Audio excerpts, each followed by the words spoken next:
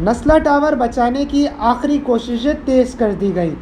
مکین سڑکوں پر نکل آئے ہیں۔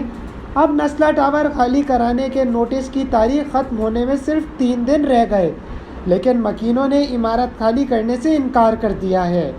سپریم کورٹ کی ہدایت پر کراچی میں ضلع شرقی کی انتظامیہ نے 15 اکتوبر کو نوٹس جاری کیا تھا اور مکینوں سے کہا تھا کہ عمارت 27 اکتوبر تک خالی کر دی جائے۔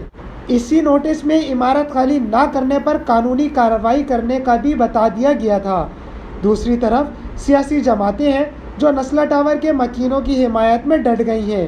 پیپلز پارٹی، تحریک انصاف، جماعت اسلامی اور دیگر پارٹیز نے سپریم کورٹ سے فیصلے پر نظر ثانی کی اپیل کی ہے۔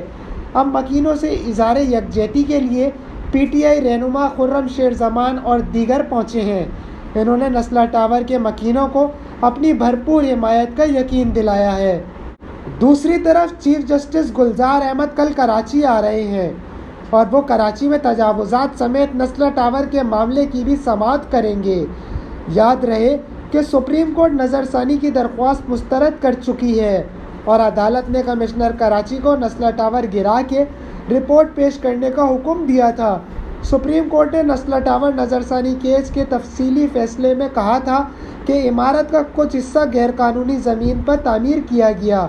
نسلا ٹاور کے الاٹیز یا مالکان کو حقیقی مالکان کا درجہ نہیں دیا جا سکتا۔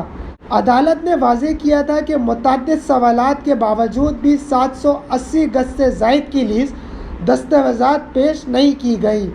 اضافی لیز کا بھی قانونی جواز نہیں پیش کیا جا سکا۔ حکم میں یہ بھی کہا گیا تھا کہ سندھی مسلم سوسائٹی کے پاس لیز جاری کرنے کا اختیار نہیں تھا۔